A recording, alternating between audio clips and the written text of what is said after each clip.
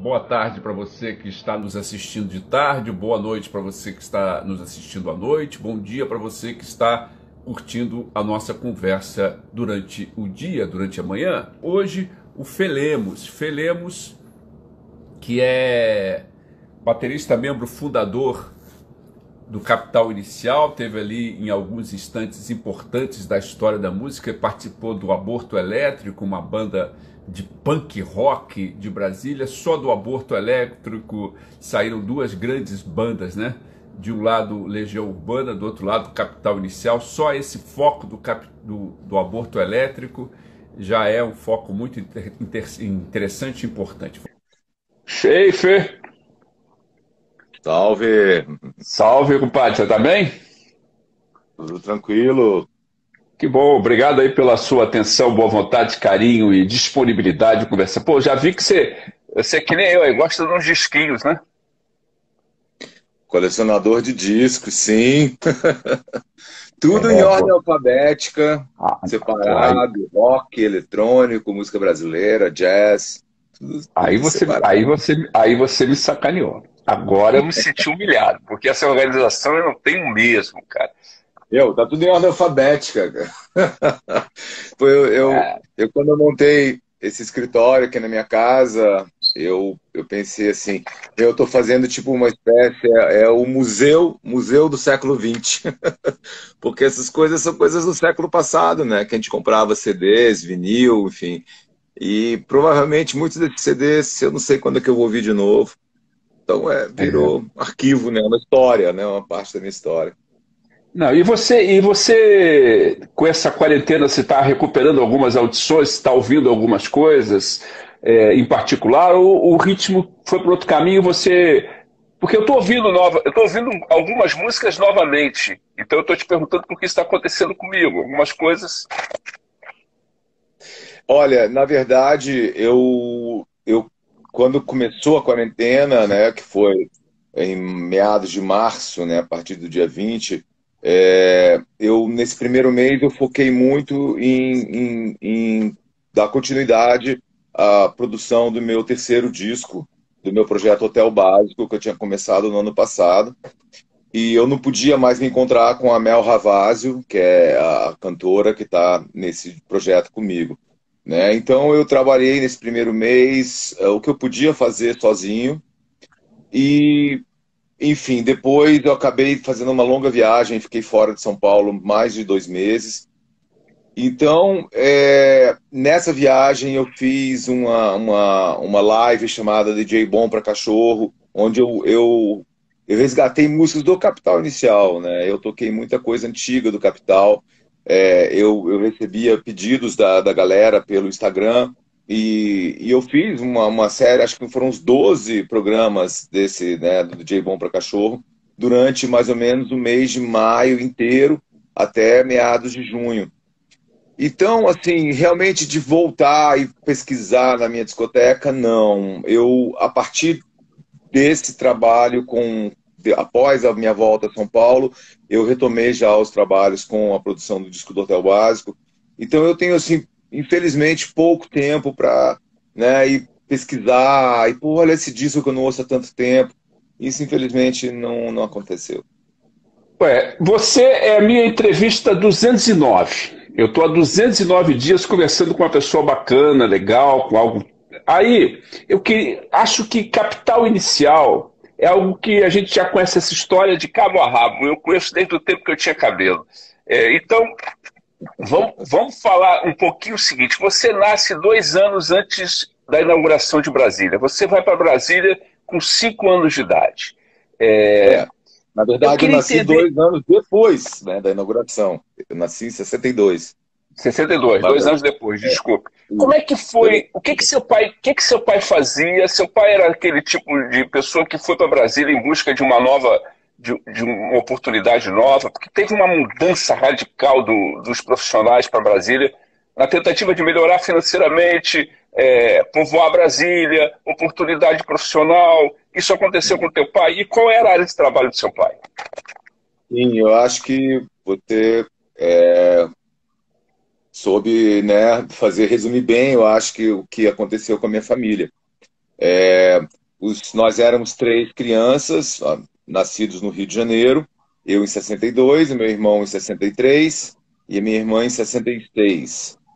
Então, com o nascimento da minha irmã, bebê ainda, em 66, né? Meus pais trabalhavam no centro do Rio de Janeiro, né? Meu pai já era nessa área de biblioteconomia, minha mãe também estava nessa área de biblioteconomia, e eu acho que o que aconteceu, meu pai recebeu um convite para lecionar biblioteconomia na Universidade de Brasília, que estava uma universidade que estava iniciando, que estava começando, era um projeto utópico, Darcy Ribeiro, enfim, tinha todo um lado político, né, na criação da Universidade de Brasília, em termos talvez de um novo projeto de educação superior, enfim, eu não sei dos detalhes.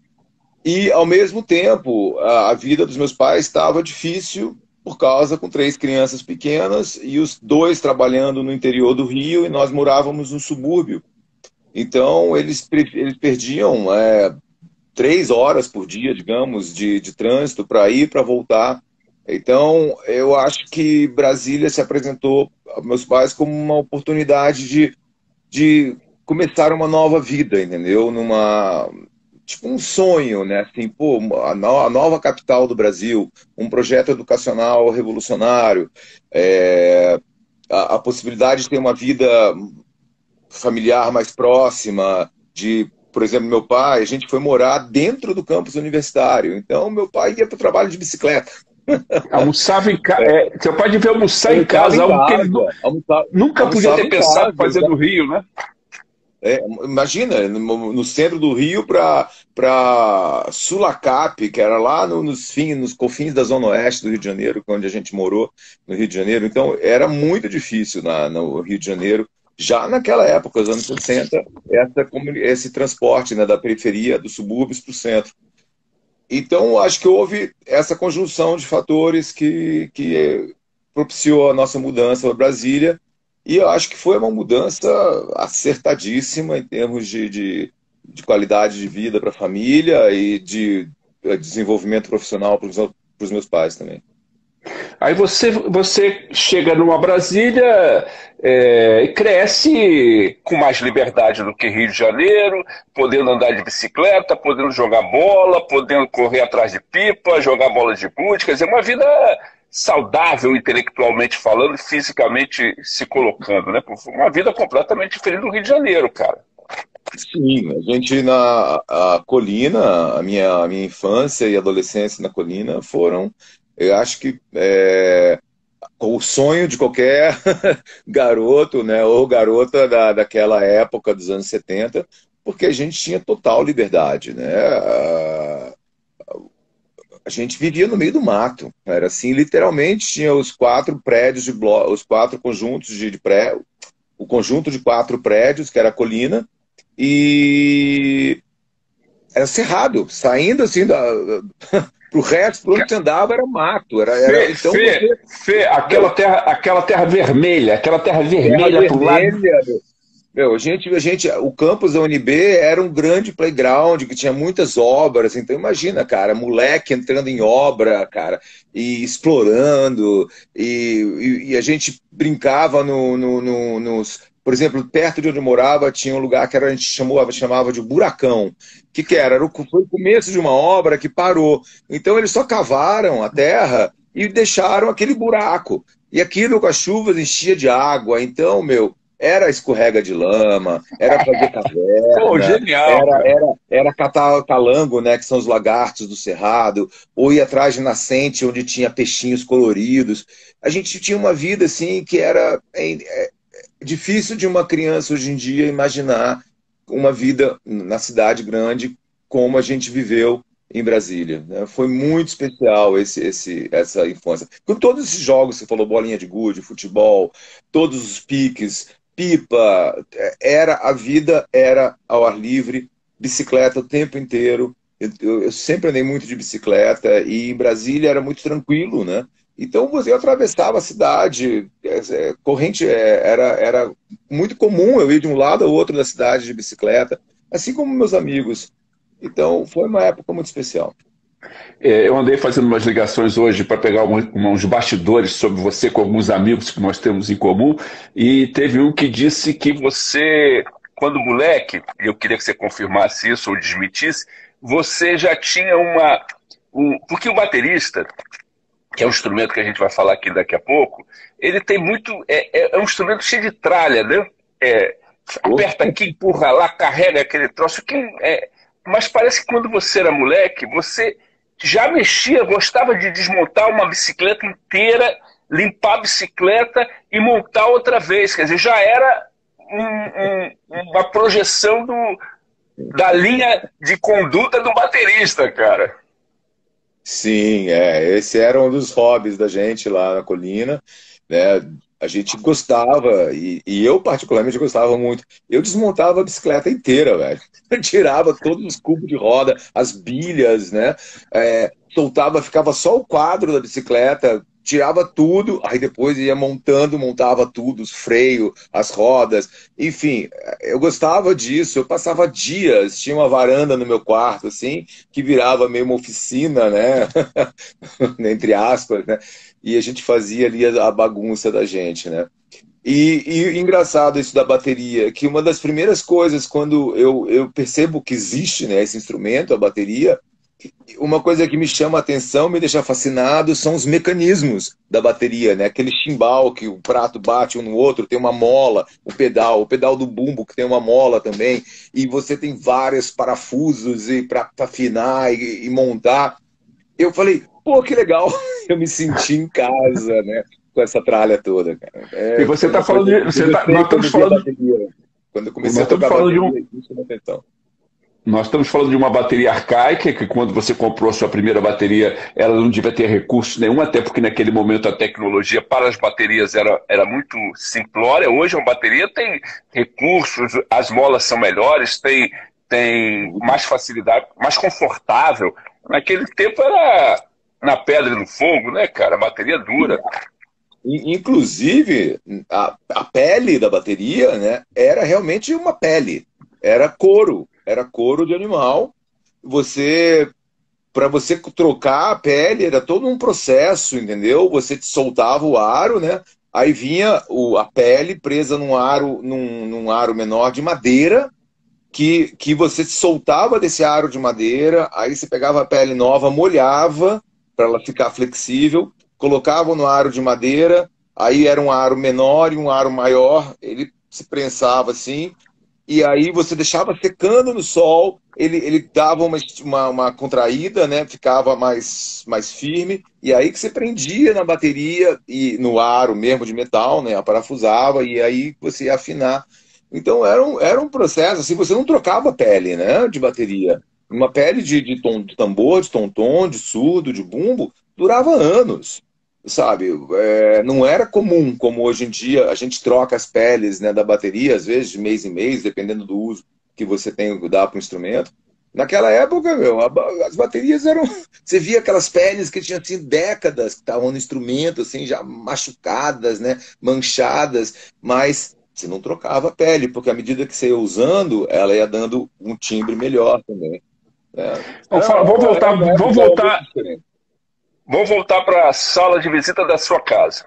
Aí a sua família vai para Brasília, você chega lá com 5 anos de idade, fica lá quanto tempo até a sua família te carregar para a Inglaterra? Eu queria entender também por que da Inglaterra.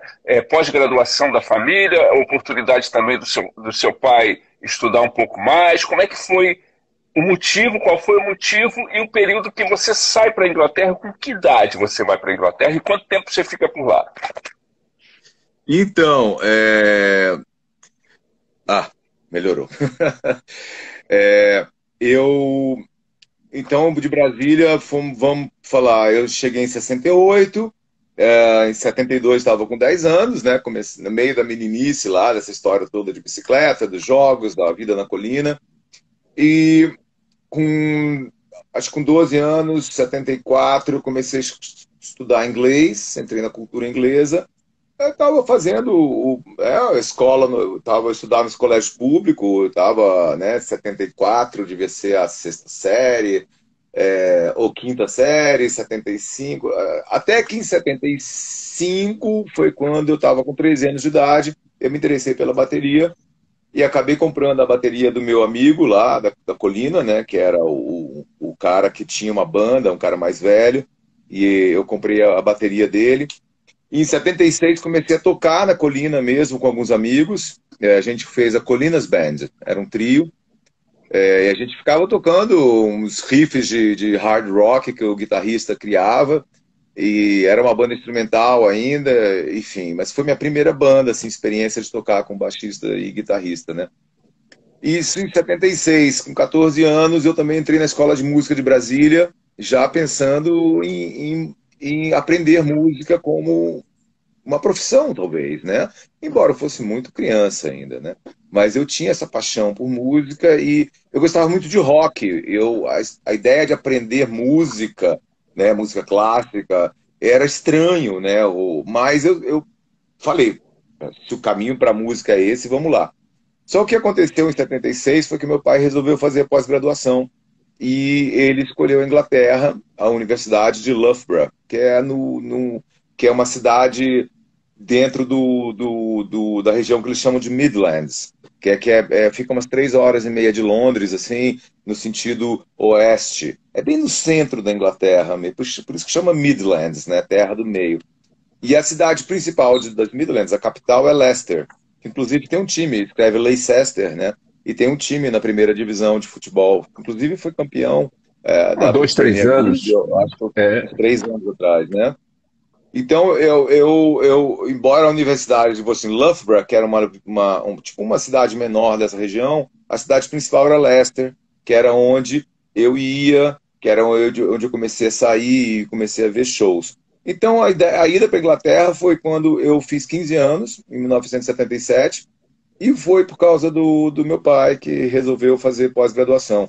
Ele ficou 2 anos na Inglaterra. Ele viajou em meados, que o ano letivo lá começa em setembro, né? Então ele foi em setembro de 76, e aí ele organizou, ele alugou uma casa, matriculou os filhos nas escolas próximas, cada um teve que ir para uma escola diferente por causa da idade, e no final do ano, minha família, né, eu, meus irmãos e minha mãe, nos mudamos para a Inglaterra, e aí passamos esse ano na Inglaterra de 77 inteiro. Voltei para o Brasil em 78, no início de 78, e meu pai voltou em julho de 78, após completar os 2 anos de pós-graduação. Vamos continuar na Inglaterra, porque o menino Antônio Felipe, moleque de 15 anos de idade, chega na Inglaterra, vindo de um país que as pessoas não sabem, 77, não sabia nem onde é que ficava o Brasil. Até hoje também, se você chegar lá e perguntar, eles ficam meio perdidos. Mas vamos lá, o moleque de 15 anos de idade, 1977, chegando para estudar, o Antônio Felipe, perdido, sem rumo, com pouco inglês, um inglês de colégio. Como é que foi essa adaptação ao universo ali, a entender o que estava acontecendo ao seu redor, que você tinha essa oportunidade? Como é que foi esse momento de chegada? Depois nós vamos falar do momento de volta, porque também você era um gringo lá e deve ter sido um gringo aqui na volta. Mas vamos falar primeiro de lá. Olha, a gente chegou na Inglaterra, né? E foi engraçado que era dezembro de 76 ainda, né? Quando pousamos em Londres, e tinha nevado. E não era muito comum, enfim, acho que não é muito comum neve, né, em Londres, enfim, né. Aí estavam falando, vai ser um Natal branco, White Christmas, né. E assim, era tudo muito novo, claro, eu nunca tinha ido para fora, e eu encarava tudo com uma curiosidade, assim, uma vontade de aprender e absorver cada detalhe daquela vida nova que eu estava vivendo, né. E muito grande, e eu senti aquilo como uma coisa muito boa, tipo um presente assim do destino, né, na minha vida, na vida da minha família também, né, essa possibilidade de poder viver um ano fora do Brasil.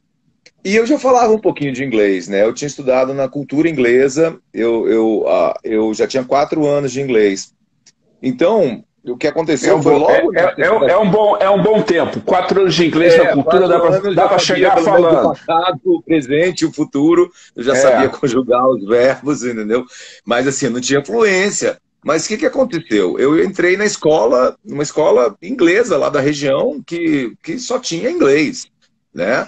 E os únicos estrangeiros eram os paquistaneses, né? Naquelas coisas do Reino Unido. Então, o Paquistão fez parte da Inglaterra, então recebeu famílias paquistanesas, mas eles não se misturavam, né? Os ingleses e os paquistaneses eram assim.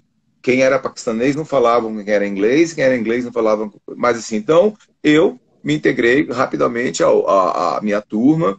E o que foi engraçado é que eu tinha uma bagagem de rock já, né?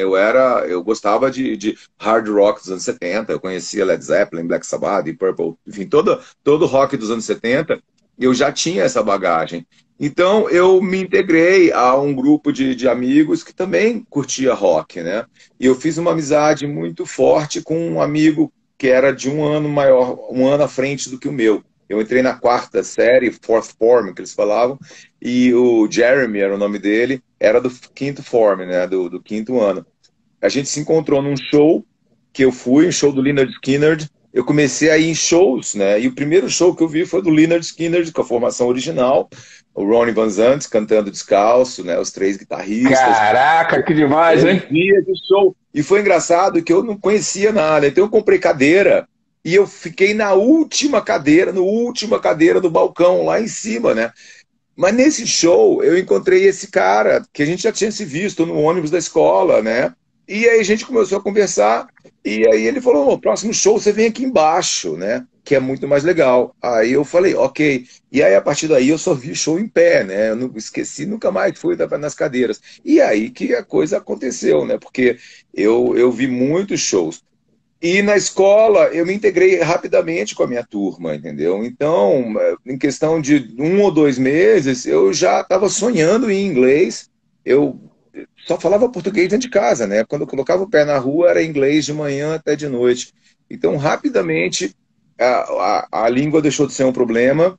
E a história do rock, de eu começar a ir nos shows com esse amigo que eu fiz, também favoreceu muito a minha integração, né, lá na comunidade, enfim, com os amigos dele, entendeu? Aí eu passei a frequentar o centro social da escola, onde a gente jogava um carteado, valendo 1 penny, né, um centavo, né, a rodada. E então eu rapidamente já estava junto com os malucos da escola. Agora, malucos, escola, Inglaterra, 76, 77, vem uma porrada na molecada que é o punk rock. Se foi impactante para o mundo inteiro, deve ter sido um vulcão essa porra do punk rock na Inglaterra. E você era um moleque que chegou e levou esse soco na boca do estômago. Como é que foi a chegada do punk rock naquele momento e como é que isso impactou a sua vida pessoal? Pois é, meu velho. Foi exatamente isso que você falou. Eu comecei, né, a coisa de rock, né, e eu cheguei lá na pátria, né, digamos, né, o rock foi inventado nos Estados Unidos, mas foi lá na Inglaterra que eles deram um nó no pingo d'água, né. Então eu comecei a ler o Melody Maker, o New Music Express, principalmente, né, que era o jornal de música mais alternativo, assim, né, o Melody Maker era mais o tradicional, os medalhões, entendeu, e o New Music Express já estava indo para pro alternativo que estava acontecendo, e na época começou a se falar do tal de punk rock, ele começou a chegar na mídia. E eu comecei a ler, fiquei curioso, mas assim, o que mudou minha cabeça foi descobrir um programa na rádio, na Rádio 1, BBC, na Radio 1, né, que era o programa de um DJ chamado John Peel. O John Peel foi o DJ, o DJ inglês, cara, ele é o DJ mais famoso na Inglaterra, ele é uma pessoa assim que é celebrada, de 10 em cada 10 ingleses ouviram o John Peel. O John Peel veio dos anos 70, o final dos anos 60, se eu não me engano, e ele passou os anos 70, 80, 90, 2000, discotecando, trazendo músicas novas, discos novos, bandas novas no programa dele.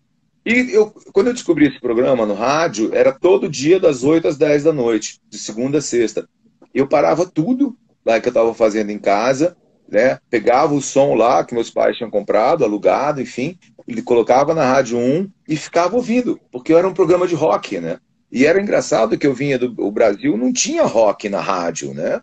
O rock nos anos 70 no Brasil era um gueto, era pouca música para poucos, né? Era uma elite branca que ouvia rock, né, no Brasil. E você conseguia alguns discos, não eram todos os discos que chegavam. Programas de rádio de rock no Brasil nos anos 70 eram inexistentes. Na televisão tinha o Sábado Som, né, daquele gordinho que era legal pra Big caramba. Boy. Big Isso. Boy. E era a única coisa que a gente via, assim, era meio quase que uma coisa assim, sabe, sociedade secreta. Aí eu vou para o lugar onde o rock é a música de fato da galera. Embora tenha naquela época a discoteca também, o pop, enfim. Mas o John Peel foi determinante, porque foi no John Peel que eu comecei a ouvir, que eu ouvi pela primeira vez Ramones, e pela primeira vez Sex Pistols, e eu fui ficando...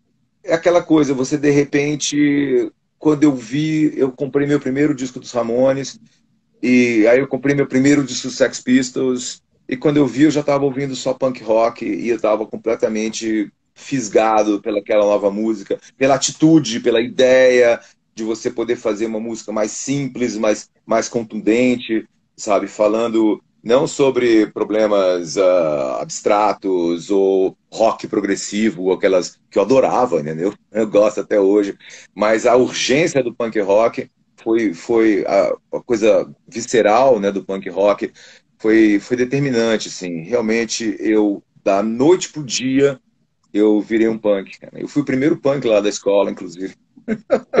Vamos falar sobre... Eu virei um punk, Fê. Como é que você muda a cabeça, você leva uma porrada, você tem um disc jockey de 8 às 9 da noite, que na BBC 1, que te dá essa... tal, mas você estuda num lugar fechado, hermeticamente tradicional. Você tem uma família brasileira que fica preocupada que o filho seja integrado na sociedade inglesa o máximo possível. E, ao mesmo tempo, você tem uma onda, que é o punk rock, que muda o cabelo, muda a roupa, muda a postura. Você conseguiu encontrar equilíbrio entre a pressão da escola, a necessidade da família se manter harmonizada na sociedade inglesa. Você vestia punk, você rasgava a roupa, você tinha uma postura visual punk. Claro. É mesmo, não era graça de ser punk e não usar roupa rasgada. Meu, eu fiz uma camisa pintada à mão, assim, eu fiz stencil, né? Sex Pistols, The Clash, sei lá. E aí eu usava essa camisa, era uma camisa que era do meu pai, e ela foi apodrecendo, e eu ia remendando ela com alfinete, entendeu? E eu tinha um casaco de jeans também, que a gente tinha aquela moda dos patches, que eram pequenos bordados, né? Que você costurava no seu casaco. Então o meu tinha cheio de bandas coladas atrás, além de bandas de rock mais antigas, tinha coisas novas. E eu adorava meu casaco, e aqueles bottoms também, com o nome de banda. Meu casaco era cheio de bottoms. E eu usava eu ganhei uma coleira de cachorro de uma amiga minha da escola, com pontas, que eu usava aquela coleira, saía com ela para ir para os shows. Quando eu voltei para o Brasil, minha mãe olhava para mim e falava, não é possível, né? Porque eu entrei no avião completamente punk, rasgado, com alfinete e tudo mais. Então, eu adolescente, 15 anos de idade, né, sabe? Você chuta o pau da barraca, né? Para mim foi assim, foi realmente... E, ao mesmo tempo, na escola, eu ia muito bem. Eu não tinha nenhum problema com as matérias que estava estudando lá. Era um bom aluno? Pô, para mim era bico. Eu tirava tudo então, de letra. Com isso, o fato de você tirar boas notas, não precisava ser um gênio, já amenizava essa relação com a mãe, com o pai, com a roupa, com o colégio, também dava uma certa harmonia ali. Você tocava bateria na Inglaterra? Chegou a tocar bateria lá? Como é que foi esse período na Inglaterra em termos de músico? Então, eu não cheguei, eu fiz aula, eu entrei numa escola de música lá, eu fiz aula durante uns 2 ou 3 meses, mas era uma escola que era um nível para nível iniciante. E eu já sabia tocar. Então, sabia tocar o básico da bateria, claro, né? Veja bem, né? Eu não sabia tocar jazz ou ritmos compostos, enfim, polirritmia, essas coisas, assim, não... Mas pro propósito da escola, eu já sabia o suficiente. Então, o professor me aguentou lá um mês, 2 meses, até que ele viu que quando eu ia ficava sozinho lá na sala para treinar, eu descia a mão na bateria fazendo um barulho. Aí ele meio que falou: olha, Felipe, você já sabe tudo, obrigado, tchau. Não. E meio que me expulsou, né, da escola, assim, né, para eu parar de fazer barulho. E o meu amigo, esse Jeremy, por minha influência, ele comprou uma bateria, olha só que engraçado. Então, às vezes eu tocava lá as casas da Inglaterra, tem uma edícula no fundo, né, que é para guardar material de jardinagem, eles levam jardinagem muito a sério, né. Então, nessa edícula, ele montou a bateria dele, mas isso foi mais já pro final de 77, né, os últimos meses, assim. Aí, de vez em quando, eu tocava um pouquinho, mas eu não fiz banda, infelizmente, eu não tive... eu não pensei nisso, engraçado, em fazer uma banda lá, em tocar com alguém. Foi uma, enfim, sei lá, nessa época eu só queria ir nos shows, enfim, e tinha, a minha escola era das 9 da manhã às 4 da tarde, e eu pensava, eu não sei, não veio exatamente, mas não foi algo que me ocorreu ter feito uma banda. Eu acho que a efervescência ao seu redor era tão grande que você se sentiu completo a partir do momento em que você é pego pelo colarinho, pelo punk rock, pode ir a shows. Acho que isso é natural, né? Quando você está procurando alguma coisa, você se enfia no quarto com violão, ou pega a bateria para descarregar um pouquinho. Estou falando de moleque de 12, 13, 14, 15 anos. Acho que você se completou, mas eu fiquei imaginando agora uma cena, que é a volta. A volta ao Brasil. Você volta ao Brasil, volta para Brasília, completamente fora do eixo de Brasília. Os filhos de papai, filhos de mamãe, filho de funcionário público, filho de embaixador, ministro, não sei o que. Chega aquela porra daquele brasileiro com roupa rasgada, com coleira. Você caiu também na contramão do visual do momento. Como é que foi a volta? Olha, independente da questão da roupa ou não, né? Porque aí enfim, eu voltei, entrei no primeiro ano do segundo grau, né? Eu usava alguns detalhes punks, né, na minha roupa, mas não era igual na Inglaterra, que eu realmente ia. Mas eu sempre usava um bottom de banda, né, no meu casaco. Eu parei de usar a coleira, mas eu usava uma corrente de metal, de aço comum, presa com alfinete de segurança. Então e aquilo foi ficando enferrujado, era bonito e perigoso. Aquele alfinete aqui na garganta, assim, qualquer coisa, qualquer problema, pá, tinha me furado. Mas o principal choque na volta foi a questão da música. Porque quando eu reencontro os meus amigos da colina, né, todos já estavam um ano mais velho, né, por exemplo, uns já tinham mudado de voz, o cara, quando eu saí, parecia um bebê, já estava com barba, entendeu? E eu também tinha mudado, né, já tinha crescido pelo no meu rosto, enfim, todos já estavam bem na adolescência, indo para os 16 anos, né?